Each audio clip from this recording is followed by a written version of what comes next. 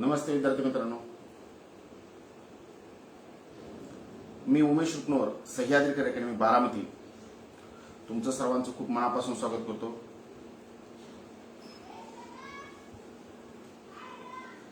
Good morning. आज आपण खात्यांतर्गत PSI म्हणजे डिपार्टमेंटल पीएसआय ची खूप मोठी जाहिरात आलेली आहे आणि खूप कालावधीपासून विद्यार्थी त्यांची वाट पाहत होते। सर्व पोलीस दलातील बांधव त्या परीक्षेची वाट पाहत होते आणि ती जाहिरात एकदाची आलेली आहे आणि आता संपूर्ण महाराष्ट्रातून उमेदवार या परीक्षेच्या जोरदार तयारीला लागले आहेत। नक्की ह्या परीक्षेचं स्वरूप कसं आहे? ह्या परीक्षेतली खूप कमी कालावधी विद्यार्थ्यांच्या हातामध्ये आता राहिलेला आहे, साधारणतः 2 महिन्यापर्यंत कालावधी आहे आणि या 2 महिन्यामध्ये कशा पद्धतीची स्ट्रॅटेजी आखली पाहिजे, कशा पद्धतीचा प्लॅन केला पाहिजे, खास करून मराठीमध्ये काय केलं पाहिजे, इंग्लिश ग्रामरमध्ये कशावरती भर दिला पाहिजे, किंवा जो जीएसचा टॉपिक आहे त्यामध्ये एक विशेष वेगळा टॉपिक म्हणजे भारताचं शेजारी राष्ट्रांशी जे संबंध आहे त्याला आपण परराष्ट्र धोरण म्हणूया। ह्या परराष्ट्र धोरणावर काय काठीण्य पातळीचे प्रश्न पडतात किंवा कशा रेंजचे प्रश्न पडतात आणि ते कसं टॅकल केलं, त्यासाठी खूप कमी कालावधीत आता खूप मोठी मोठी पुस्तकं वाचण्याचा वेळ नाही। तुमची एनसीईआरटी, शालेय पाठ्यपुस्तकं किंवा इतर रेफरन्स बुक, विद्यापीठ स्तरावरील पुस्तकं असलं वाचण्यात अजिबात आता वेळ घालवायचा नाही, कारण खूप कमी कालावधी विद्यार्थ्यांच्या हातामध्ये राहिलेला आहे आणि या कमी कालावधी मधलं प्लॅनिंग नक्की कसं असलं पाहिजे हे खूप महत्वाचं आहे।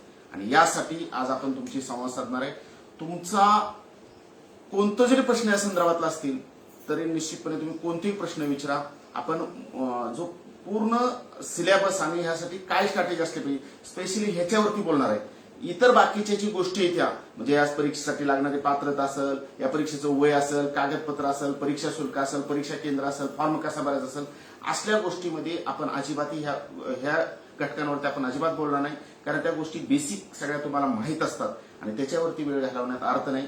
जे टू दी पॉइंट जे आता परीक्षेसाठी काय स्ट्रॅटेजी असली पाहिजे स्पेशली याच्यावरती बोलणार आहे आणि या एका लेक्चरमध्ये आपलं सर्व टॉपिक होणार नाही, पण बऱ्यापैकी या लेक्चरमध्ये आपण स्ट्रॅटेजी काय असेल, कसं प्लॅनिंग केलं पाहिजे ह्याच्यावर चर्चा करणार आहे। पण लवकरच यानंतर मी चालू घडामोडीचे 1-2-3 लेक्चर फ्रीमध्ये तुमच्यासाठी देणार आहे। निश्चितपणे काय काठीण्य पातळीची चालू घडामोडी असतील, राष्ट्रीय आंतरराष्ट्रीय घडामोडी कशा विचारल्या जातील, यापूर्वी कशा विचारल्या त्या, इथून पुढे काय विचारल्या जाऊ शकतील, या दृष्टीने आपण त्याच्यावरती प्लॅन करणार आहे।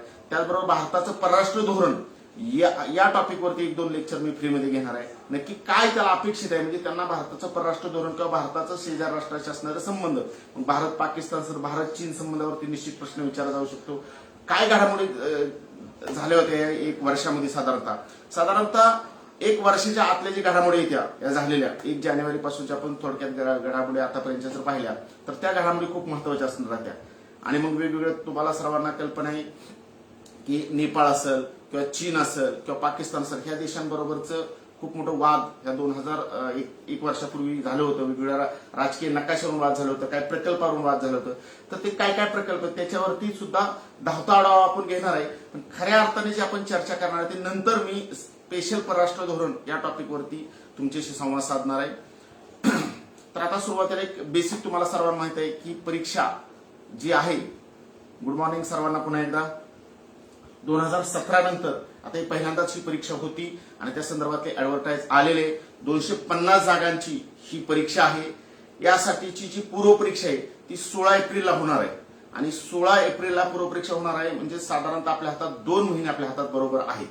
आणि तुम्ही सर्वांनी जाहिरात वाचल्यास व्यवस्थित की माननीय उच्च न्यायालय मुंबईने जो एक निर्णय दिला होता एका रीटच्या संदर्भात, त्यानुसार ह्या भरती प्रक्रियेमध्ये आरक्षणानुसार न ही भरती प्रक्रिया करता गुणवत्तेच्या आधारे केली जाणार आहे, म्हणजे स्टॉपची सुरुवातीची 250 विद्यार्थ्यांची यामध्ये निवड होणार आहे। त्यामुळे पहिल्यांदाच या भरती प्रक्रियेचे एक वेगळ्या स्वरूप निर्माण झालेलं आहे। त्यामुळे निश्चितपणे स्पर्धा असणार आहे आणि त्या स्पर्धेचा विचार करता, कारण जाहिराती बरेच काळ न आल्यामुळे बऱ्याच वर्षापासून बऱ्याच महिन्यापासून विद्यार्थी अभ्यास करत होते आणि पोलीस बांधव अभ्यास करत होते, त्यामुळे एक चांगली संधी विद्यार्थ्यांना उपलब्ध झालेली आहे। त्यामुळे निश्चित ह्याच्यात थोडीशी मला असं वाटतं की थोडीशी स्पर्धा असू शकते।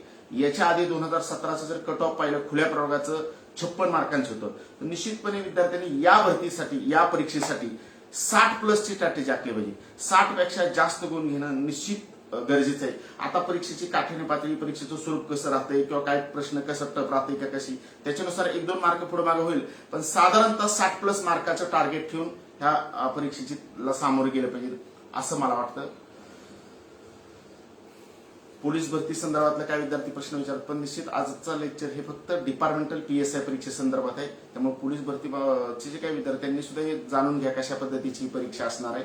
तर हे पोलीस भरतीचं लेक्चर नाही, फक्त डिपार्टमेंटल PSIच्या संदर्भात आज आपण तुमची संवाद साधणार आहे. त्यामुळं डिपार्टमेंटल PSI संदर्भातले काय जेवढे प्रश्न असतील तेवढं तुम्ही काही विचारू शकता. आता हे जी परीक्षा आहे, आता या परीक्षेचं स्वरूप थोडक्यात अगदी सांगतो काय आहे ती. 3 टप्प्यामध्ये ही परीक्षा घेतली जाते. त्यामध्ये पूर्व परीक्षा, मुख्य परीक्षा आणि मैदानी चाचणी असते. त्याला मुलाखत नसती. तर पूर्व परीक्षा, मुख्य परीक्षा आणि मैदानी चाचणी हे 3 टप्पे आहेत. तुम्हाला सर्वांना माहिती आहे की पूर्व परीक्षा पूर्वी 200 गुणांची होती आणि आता पूर्व परीक्षा ही 100 गुणांची केलेली आहे. म्हणजे 100 प्रश्न आणि 100 गुण आहे अशी पूर्व परीक्षा आहे. त्यानंतर मुख्य परीक्षा 300 गुणांची आणि मैदानी चाचणी ही 100 गुणांची असणार आहे. पण जे अंतिम निवड विद्यार्थ्यांची होणार आहे त्या अंतिम निवडीमध्ये पूर्व परीक्षेचे गुण विचारात घेतले जाणार नाहीत. फक्त मुख्य परीक्षा आणि मैदानी चाचणी म्हणजे मुख्य परीक्षेचे 300 गुण आणि मैदानी चाचणीचे 100 गुण अशा 400 गुणातून उमेदवाराची अंतिम निवड होणार आहे. ही जी आता तुम्ही पूर्व परीक्षा तयारी करता याचे गुण फायनल मेरिटमध्ये घेतले जाणार नाहीत याची सर्वांना कल्पना आहे. पण मग बरेच विद्यार्थी काही वेळेस आता इथून पुढे 2 महिन्याच्या कालावधीमध्ये मुख्य परीक्षेचा अजिबातही विद्यार्थ्यांनी अभ्यास करायचा नाही. पूर्ण अभ्यास हा आता फक्त पूर्व परीक्षेचा करणं गरजेचं आहे. कारण पूर्व परीक्षा पात्र झाला तरच तुम्ही मुख्य परीक्षा देणार ना.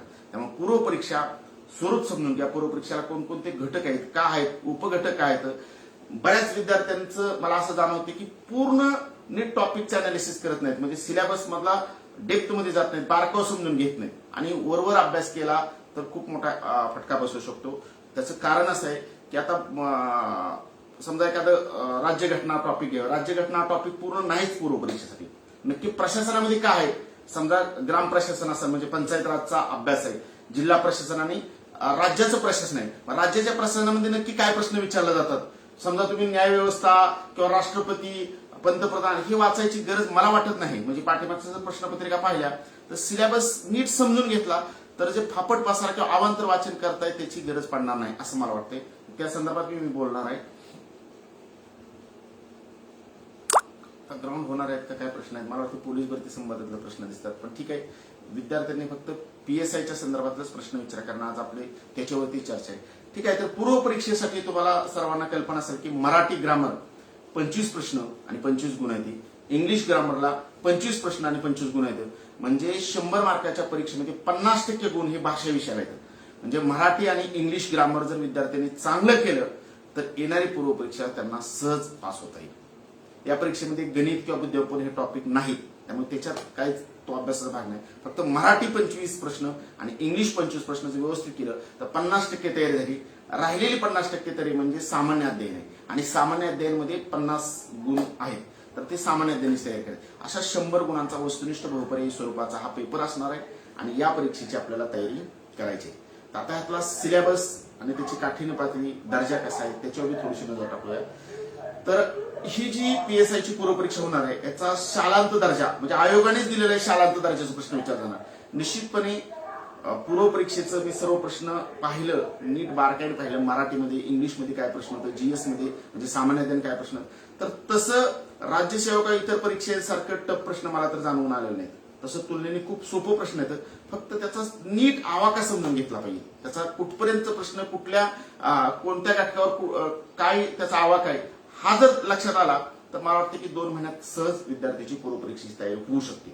म्हणजे अगदी जरी नव्याने विद्यार्थ्यांनी सुरुवात केली असेल ना तरी सुद्धा तो 2 महिन्यात प्री एक्झाम पात्र होऊ शकतो. एवढं निश्चितपणे. म्हणजे हा सिलेबस पाहिल्यानंतर माझ्या लक्षात आलं की 2 महिन्यामध्ये तो विद्यार्थी सहज पूर्व परीक्षा पार करू शकतो. तर त्यासाठीची स्ट्रॅटेजी काय असली पाहिजे, कशी तयारी केली पाहिजे, काय काय घटकावर भर दिला पाहिजे तेही आपण पाहणार आहे. सगळ्यात पहिल्यांदा ही जी परीक्षा आहे, आता बरेच विद्यार्थी जे पोलीस बांधव परीक्षा देणार ते ऍक्च्युली पोलीस होऊन पोलीस खात्यात सध्या रुजू आहेत. त्यामुळे पोलीस भरतीची परीक्षेत खूप वेगळी स्ट्रॅटेजी होती. म्हणजे पोलीस भरतीला खूप वेळ असायचा. म्हणजे 100 मार्काच्या परीक्षेला 90 मिनिटं इतका वेळ होता. म्हणजे कमी जास्त एक प्रश्न 1 मिनिट इतका वेळ मिळायचा. पण या परीक्षेला 1 तास फक्त वेळ देण्यात आला आहे. म्हणजे 100 गुणांसाठी 60 मिनिटं इतका वेळ आहे. म्हणजे साधारणतः प्रत्येक प्रश्न 36 सेकंदात विद्यार्थ्यांना टॅकल करायचा आहे, सोडवायचा आहे. तर 36 सेकंदात सोडवताना निश्चितपणे जो नव्याने तयारी करणारा विद्यार्थी आहे, आतापासून जो तयारी करत आहे PSIची डिपार्टमेंटल, त्याला एक सगळ्यात मोठी समस्या पुढे भेडसावू शकते. तो म्हणजे टाइम पुरला नाही, वेळ पुरला नाही. टाइम मॅनेजमेंट हा खूप महत्वाचा विषय ठरू शकतो, लक्षात ठेवा. कारण याच्यामध्ये काही प्रश्न मी पाहिलं, जरी प्रश्न वन लाईनचं जास्त असलं तरी सुद्धा ते कॉम्प्रिहेन्शन किंवा पॅसेजवरचे प्रश्न आहेत ते निश्चितपणे इंग्लिश ज्याचं कच्चं असेल तर इंग्लिश पॅसेज नीट वाचून आकलन करून त्याच्यावरचे प्रश्न द्यायला वेळ जाणार आहे. मराठी सुद्धा पॅसेज वाचून तो जो उतारा आहे तो पूर्ण वाचायचा आणि त्याच्या खालच्या प्रश्नाची उत्तर द्यायची. काही काही म्हणीसारखी अवघड टप्प विचारला तर इंग्लिशमध्ये सुद्धा डिग्रीवरचं किंवा चेंज द व्हॉइस वरचं काय प्रश्न आहेत, डायरेक्ट इनडायरेक्ट वरचं आलेलं काय प्रश्न, तर टेन्स वरचं, स्पॉट द इरर कुठलं वाक्यातले काही चूक आहे त्याच्यावरचं प्रश्न आलेला आहे, म्हणजे वाक्याची रचना स्ट्रक्चर आहे त्याच्यावरचं प्रश्न बरंच वेळ खावा येतं. तर त्यामध्ये विद्यार्थ्यांचा वेळ जास्त जाऊ शकतो आणि मग असं होऊ शकतं की पेपरचं खूप प्रश्न सोपं होतं पण वेळ पुरला नाही अशी सबब होऊ शकते. त्यामुळे आतापासून त्या दृष्टीने टाइम मॅनेजमेंट केलं पाहिजे. जे उतार्याचा प्रश्न आहे त्याचा जास्तीत जास्त सराव केला पाहिजे इंग्लिशचा खास करून. हे निश्चित मराठीचं उत्तर खूप मला सोपं वाटलं, म्हणजे विशेष काय वाटत नाही त्याच्यावरती, एकदा जरी वाचलं पण ती वेळ जाऊ शकतो वाचायला. मग त्याचं रिडिंग कसं फास्ट करायचं आणि त्याच्यात प्रश्न जे खाली विचारले तर साधारणतः 5 प्रश्न विचारले तर मराठीचं उत्तर असेल किंवा इंग्लिशचं असेल तर ते 5 प्रश्न कसं टॅकल करायचं ह्यासाठी सुद्धा प्लॅन करणं गरजेचं आहे असं मला वाटतं निश्चितपणे. तर आता एक एक टप्पा आपण पाहूया. तुमचा प्रश्न जरी काय असतील तरी विचारत चला. आता एक एक टप्पा आपण पाहूया की इंग्लिश, मराठी आणि जीएस ह्याच्यामध्ये सिलेबसमध्ये काय काय फरक आहे किंवा कशा पद्धतीचा सिलेबस आहे. आता मराठी ग्रामरमध्ये जो संपूर्ण सिलेबस आहे, म्हणजे मी तर असं पाहिलं बारकाईने की पोलीस भरतीला जी मराठी ग्रामर आहे अगदी सेम तीच मराठी ग्रामर डिपार्टमेंटल पीएसआय आहे.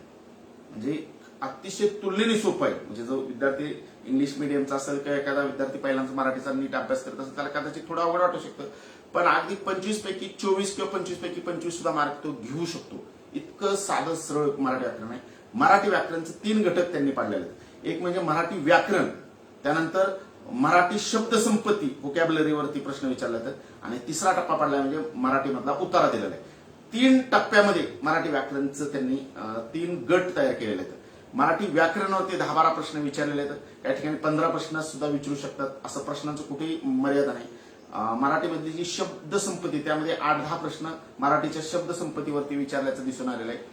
आणि मराठीतला जो उतार आहे त्याच्यावरती निश्चितपणे 5 प्रश्न असणार. म्हणजे मराठी या टॉपिक वरती 5 प्रश्न हे काही करून तुमचं उतार्यावरती असणार आहे. 20 प्रश्नामध्ये शब्दसंपत्ती आणि व्याकरण असणार आहे. खास करून शब्दसंपत्तीत समानार्थी शब्द, विरोधार्थी शब्द, म्हणी, वाक्यप्रचार, शब्द समुपदेशक शब्द, अलंकारिक शब्द ही जी टॉपिक आहे ना हा तुम्ही आहे असा पाठ करा. खूप अवघड सुद्धा नाही, पाठ करायची गरज. झालेल्या आतापर्यंतच्या प्रश्नपत्रिका विद्यार्थ्यांनी पाहिल्या म्हणजे एमपीसीने घेतलेल्या गेल्या 10 वर्षातल्या ज्या परीक्षा आहेत वेगवेगळ्या परीक्षा असतील म्हणजे वनसेवा असेल किंवा इतर परीक्षा ज्या घेतलेल्या आहेत त्या सगळ्या वर्ग 2, वर्ग 3, वर्ग 1च्या परीक्षा त्या सगळ्या परीक्षांचं प्रश्नसंच मार्केटमध्ये आहेत. ते जर सगळं प्रश्नसंच व्यवस्थित सोडवलं तर प्रश्नांची दिशा स्पष्ट होईल. काय प्रश्न येतात, कसं प्रश्न येतात, डिपार्टमेंटल पीएसआयचे बी प्रश्न सोडा, पण इतर परीक्षांचं मी तर खास सांगेल की तलाट्याचा सुद्धा प्रश्नसंच सोडवा. कारण मला तलाट्याची जी प्रश्नांची काठीणी पातळी ही सेम वाटली, म्हणजे सेम तसंच प्रश्न दिसलं. तर तलाट्याचं सुद्धा मार्केटमध्ये खूप पुस्तकं उपलब्ध आहेत. चांगलं स्टँडर्ड पुस्तक घ्या, इतर परीक्षांचं पुस्तक घ्या आणि त्यानुसार जर मराठी व्यवस्थित वाचलं मराठीची पुस्तके निश्चित वापरा. आणि खूप सोपं आहे, म्हणजे मूळ ग्रामर समजून घ्या काय आहे ती. म्हणजे वर्ण विचारावरती प्रश्न बघा कसं विचारलं ते, संधीवरती काय, खूप डीप मध्ये जाण्याची गरज नाही. संधीमध्ये शब्दाच्या जातीमध्ये नाम, सर्वनाम, विशेषण, क्रियापद, क्रियाविशेषण, शब्दयोगी, उभयनव्य याच्यावरती प्रश्न विचारला जातं. वाक्य पृथक्करणावरती प्रश्न विचारला जातं आणि वाक्याचा प्रकार असेल, अलंकार वृत्तावरती जर विशेष नसलं तर अलंकार करा. वृत्ताचं सुद्धा मूळ संकल्पना समजून घ्या. एखादा प्रश्न जरी फिरला तरी तुम्ही सहज उत्तरापर्यंत पोहोचू शकता. आणि तुम्हाला ते नंतर मी सांगेल पुढे मराठीचे काही लेक्चर मी फ्रीमध्ये घेणार त्यातल्या टेक्निक कशा लक्षात ठेवायचं तर तेही महत्वाचं आहे. त्याचबरोबर शब्दसिद्धी, शब्द कसा तयार होतो याच्यावरती मात्र मला जास्त भर दिसतोय. म्हणजे तत्सम शब्द, तद्भव शब्द, देशी शब्द, परभाषी शब्द ही जी शब्दाची उत्पत्ती कशी झाली या टॉपिक वरती मी बारकाईने पाहिले की निश्चितपणे प्रश्न विचारले त्याच्यावरती. त्यामुळे विद्यार्थ्यांनी तत्सम, तद्भव, देशी याचं जे काही कोड आहे ते कोड व्यवस्थित जर पाठ केलं, कारण फॉर्मॅटच्या बाहेर प्रश्न विचारले नाहीत. म्हणजे खूप वेगळं अवघड असं प्रश्न मला तर दिसलेला नाही. म्हणजे व्यवस्थित जर समजा तद्भव भाषेचा कोड एक विद्यार्थ्यांनी व्यवस्थित तयार केला, तत्सम भाषेचा कोड तयार केला तर ते कोड जर 1-2 कोड पाठ केलं ना त्याच्यापेक्षा वेगळा प्रश्न नाही निश्चितपणे. मराठीत मी तर सांगेल की खूप तसा तुलनेने सोपा पेपर आहे. नीट प्लॅनिंग केलं व्यवस्थित मराठीत तर 24 किंवा 25 पैकी 25 तुम्ही गुण सहज घेऊ शकता असं मला वाटतं. काही वाक्य येते. आता समजा वाक्याच्या प्रकारामध्ये असं विचारलंय की मिश्र वाक्य संयुक्त वाक्यावरचा प्रश्न विचारलेला आहे. तुम्ही काही काही टेक्निकने अभ्यास करा की शरीर सदृढ व्हावे म्हणून आम्ही योगासने करतो, असं वाक्य विचारलं होतं. मिश्र आहे का संयुक्त आहे, असं 2017 अशा टाईपचं वाक्य होतं मिश्र संयुक्त. याच्यामध्ये बऱ्याच वेळा हे वाक्य सगळ्यांच्या लक्षात येतं, मिश्र वाक्य कसं ओळखायचं, संयुक्त वाक्य कसं ओळखायचं. कारण तुम्ही शिकलेला असताल सगळे की स्वरूपबोधक म्हणजे स्वरूपबोधक, कारणबोधक, उद्देशबोधक आणि संकेतबोधकची जेवढी वाक्य असतात तेवढी मिश्र वाक्य असतात.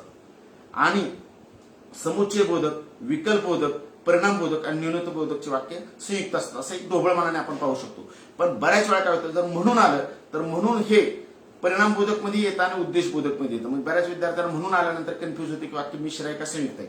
तर त्याच्यामध्ये एक लक्षात ठेवा, एक सहज विषय आला म्हणून तो सांगतो विषय की जर पहिल्या वाक्याच्या शेवटी विद्यार्थी वाक्य असेल, म्हणजे पहिल्या वाक्याच्या शेवटी वाविवे असेल तर ते वाक्य मिश्र असतं आणि नंतर म्हणून जोडलं जातं. म्हणजे वाविवे आल्यानंतर जर म्हणून जोडलं तर ते वाक्य मिश्र असतं आणि वाविवे न येता म्हणून जोडलं ते वाक्य संयुक्त असतं, म्हणजेच परिणामबोधक असतं. म्हणजे शरीर सदृढ व्हावे, वे आलं की ते वाक्य निश्चितपणे मिश्र वाक्य.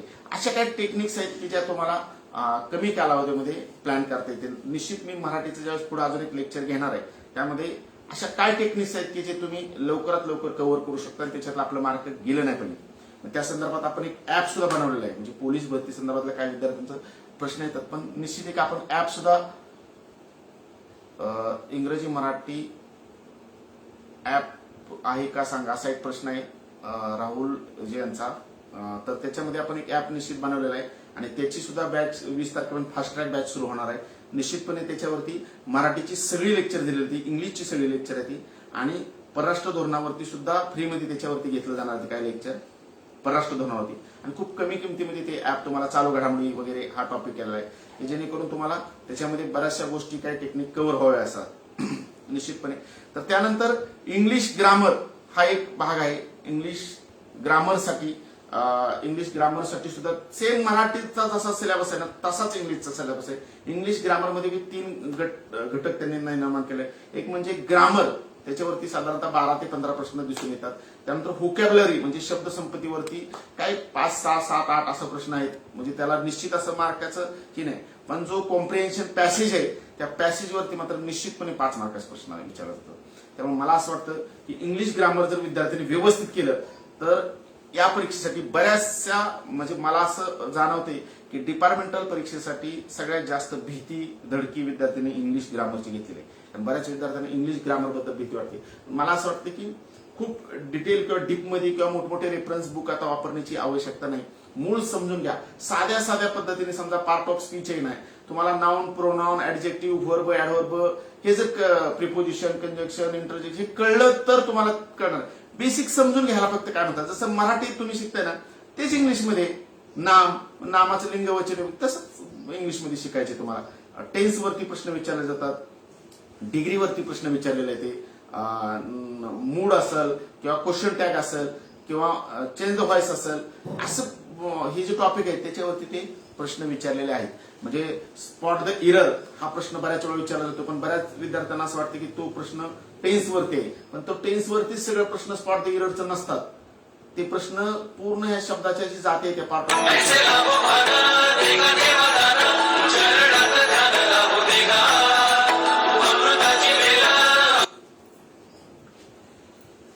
फोन करू नका बरं का. नाही केलं, कट केलं. आपलं फेसबुक लाईव्ह चालू आहे त्यामुळे कुणी फोन त्या नंबरवर करू नका, ठीक आहे. तर अशा टाईपचे प्रश्न विचारले जातात, तर तेही विद्यार्थ्यांना लक्षात ठेवलं पाहिजे. इंग्लिश ग्रामर हा खूप महत्वाचा घटक आहे आणि त्याच्यावरती खूप सारा प्रश्न सोपं आहे. म्हणजे मी तर असं सांगेल की आपल्याला 60 मार्काचं टार्गेट असेल तर अगदी तुम्ही 15 जरी मार्क 10 मार्क चुकली चालतील, 15 जरी मार्क पाडले तर खूप भरपूर झालं. कारण मराठीमध्ये चांगली तुम्ही कव्हर करू शकता. इंग्लिशमध्ये 15 जरी पडली तरी खूप जास्त मार्क झाले असं मी सांगेल. 10 चुकलं तरी चालेल. त्यात इंग्लिशमध्ये जे सोपं काय आहे ना, काही विषय समजा सिनोनिम अँटोनिम सारखं असेल किंवा शब्दसंपत्तीवरचं काय इडियम फ्रेजेसवरचे काय भाग असेल ते बरेचसं सोपं आहे. तर तो मला असं वाटतं की शक्यतो चुकून देऊ नका. काही ज्या म्हणी म्हणजे इडियम फ्रेजेस काय जी वारंवार विचारल्या जातात तर त्या व्यवस्थित करा. आणि त्याच्यात काही टेक्निक सुद्धा आहेत. बऱ्याचशा विद्यार्थ्यांना पर्याय कट करून सुद्धा उत्तराकडे पोहोचता येतं. म्हणजे इंग्लिश त्याचं कच्चं आहे. समजा एखादी इडियम चाली क्रोकोडाईल स्टीयर्स, तर आता ही क्रोकोडाईल टिअर्स असा आलं तर परीक्षेला विचारायचा अर्थ काय, तर आपल्याला माहित नाही तो काहीच अर्थ माहित नाही. पण पर्याय जर क्रोकोडाईल जिथं पर्याय आलेले किंवा टिअर्स पर्याय किंवा क्रोकोडाईल असा पर्याय आला तर ते उत्तर नसतं. म्हणीतलं जे उत्तर असतं ते वेगळाच काहीतरी असतं असं तुम्हाला हे करतात. किंवा रीड बिटवीन द लाईन्स ही म्हण बऱ्याच वेळा विचारली जाते. तर त्याच्यातलं म्हण किंवा ही वाक्यप्रचार तुम्ही करताना तो त्याच्यात मुख्य शब्द असतो तो शक्यतो उत्तरात नसतो, उत्तरात वेगळाच शब्द असतो कारण ते फसवण्यासाठी दिलेला शब्द असतो. अशा काही गोष्टी सुद्धा तुम्हाला पाहता येतील. ठीक आहे, आपल्याला बराचसा सिलेबस कव्हर करायचा त्यामुळे डिटेलमध्ये आता मी नंतर इंग्लिश आणि मराठीचा आम्ही काही फ्रीमध्ये लेक्चर घेणार आहे.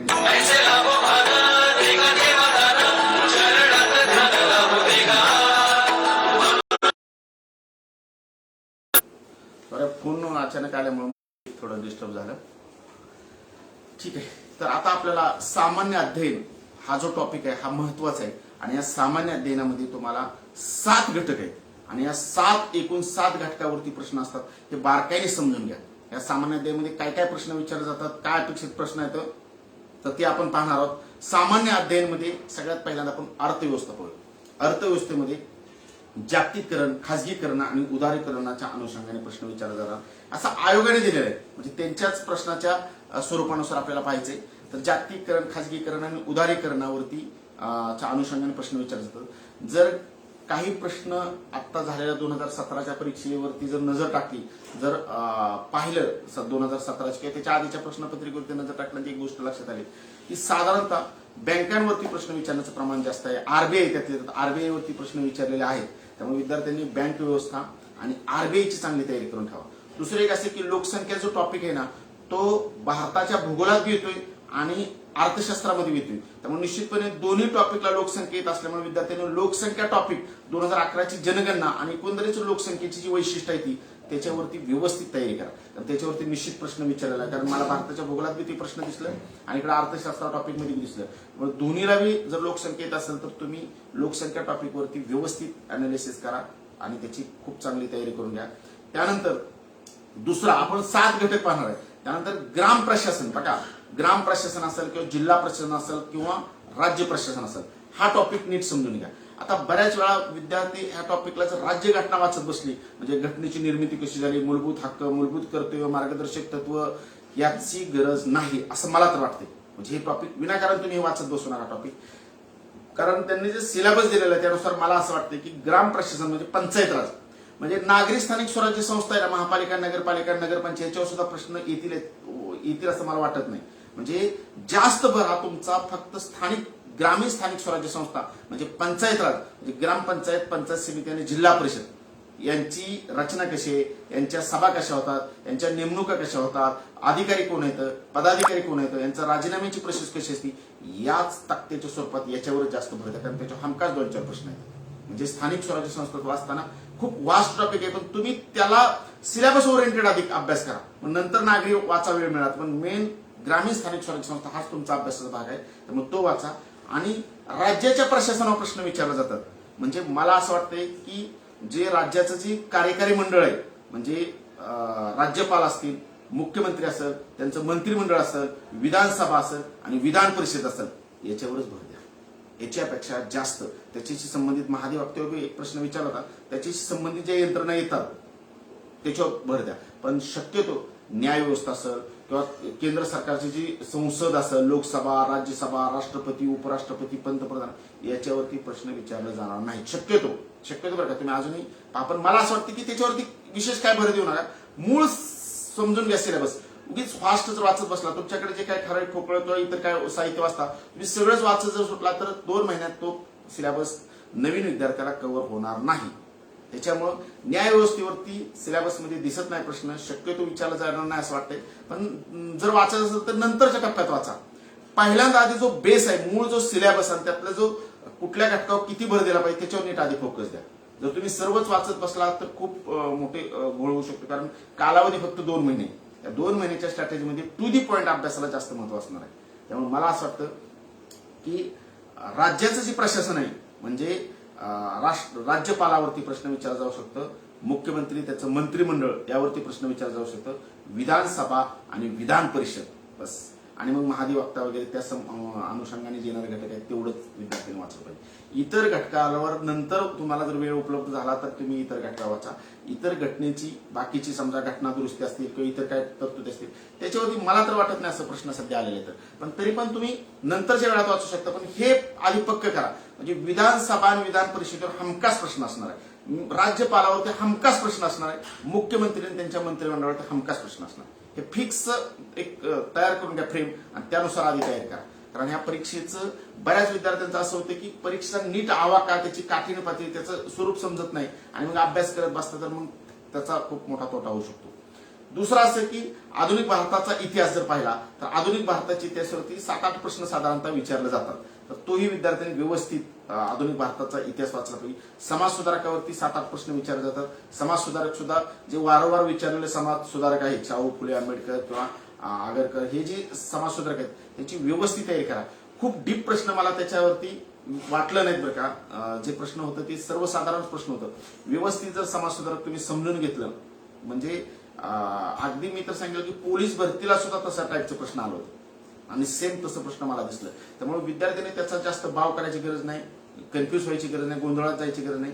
तेवढंच समाज सुधारक जर व्यवस्थित केलं तर समाज सुधारकामध्ये तुम्ही सहज आउट ऑफ मार्क घेऊ शकता, इतिहासमध्ये सुद्धा चांगला स्कोर घेऊ शकता. त्यानंतर भूगोलावरती प्रश्न आहेत. भूगोलावरती मॅप रिडिंगचा वापर करा. भूगोलाच्या संकल्पना समजून घ्या. कमी कालावधी पण संकल्पना समजून घेतलं तुम्हाला अजून चांगला त्याचा फायदा होऊ शकतो.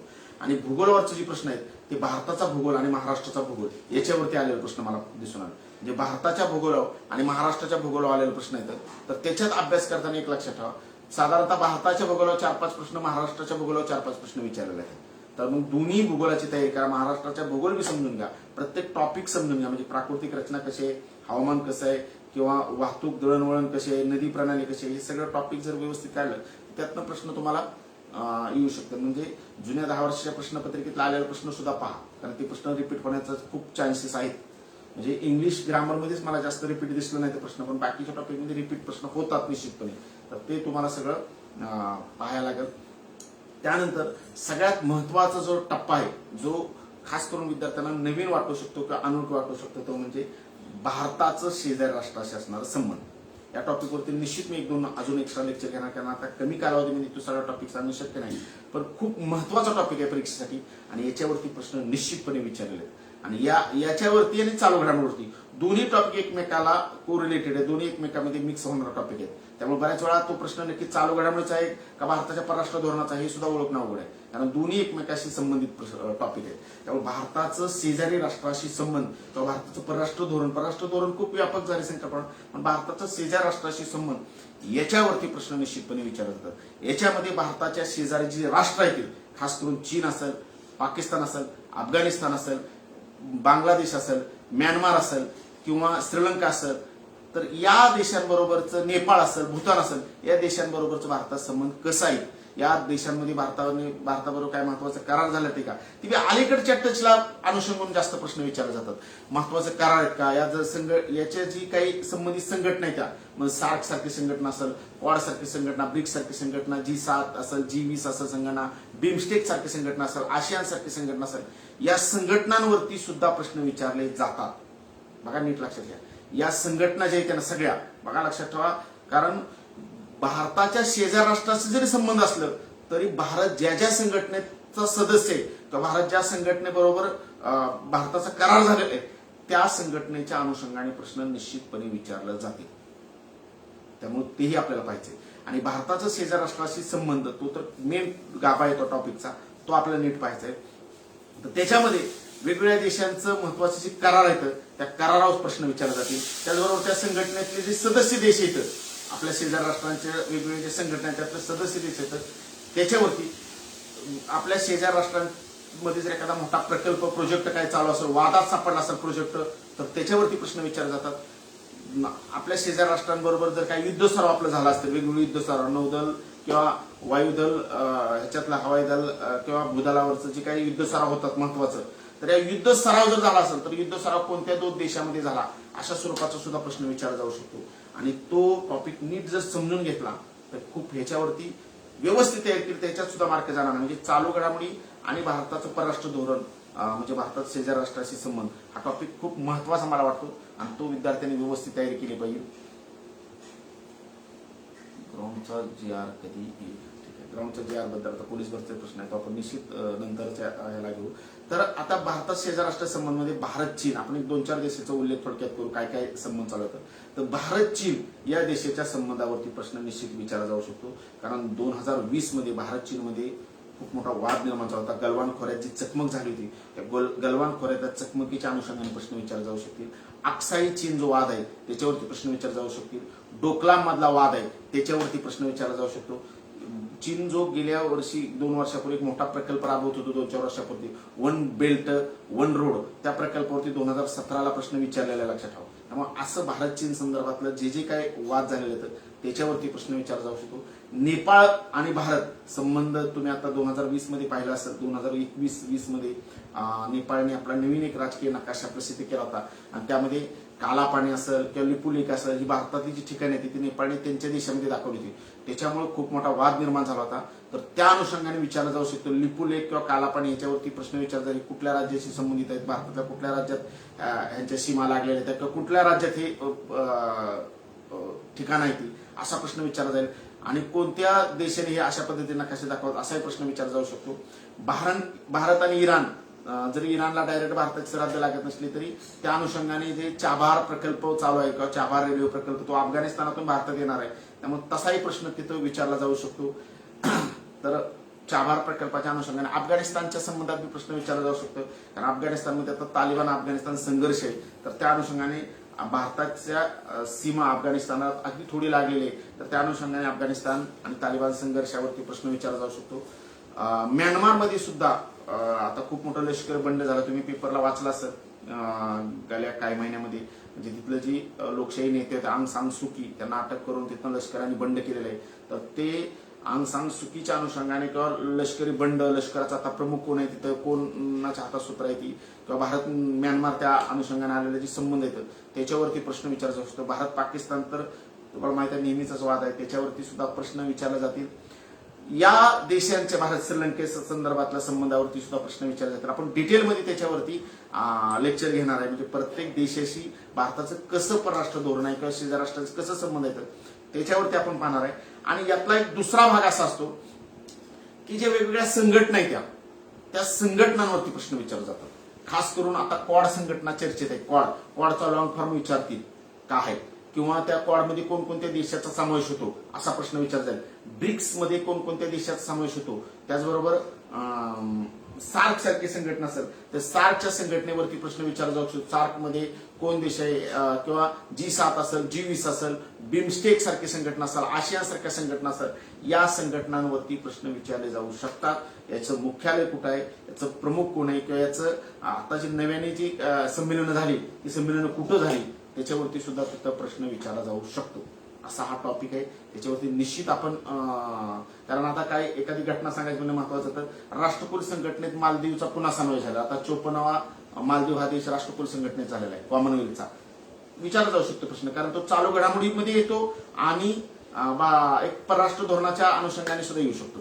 तर तसं प्रश्न जास्त विचारला जाऊ शकतो जे दोन्ही समाविष्ट होतात ते. त्यानंतर आपला शेवटचा टप्पा तो म्हणजे चालू घडामोडीचा आहे. तर चालू घडामोडीवरती सुद्धा खूप घटना महत्वाच्या घडलेल्या आहेत 2020 मध्ये.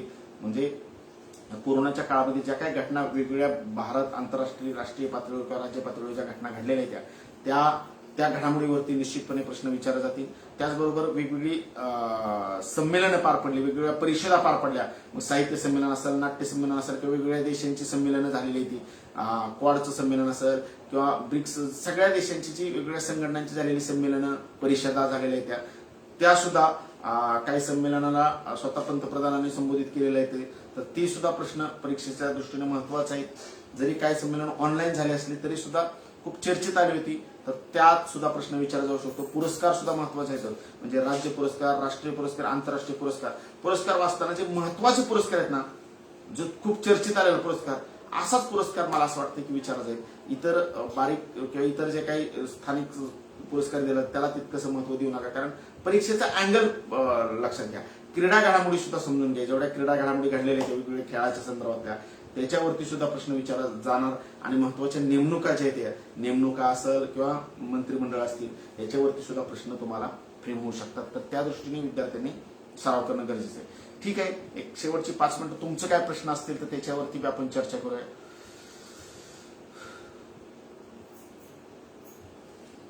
बरेचसे प्रश्न हे पोलीस भरतीच्या अनुषंगाने वाटतात, पण ठीक आहे.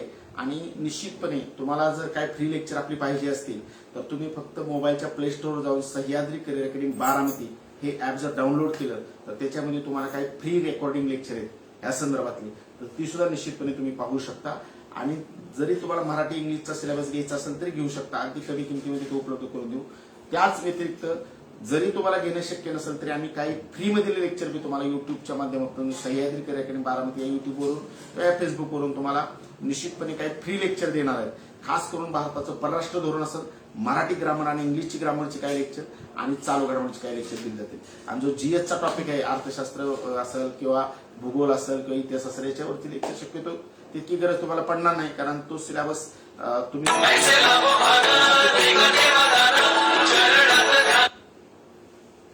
फोन करू नका कोणी झालं लेक्चरच.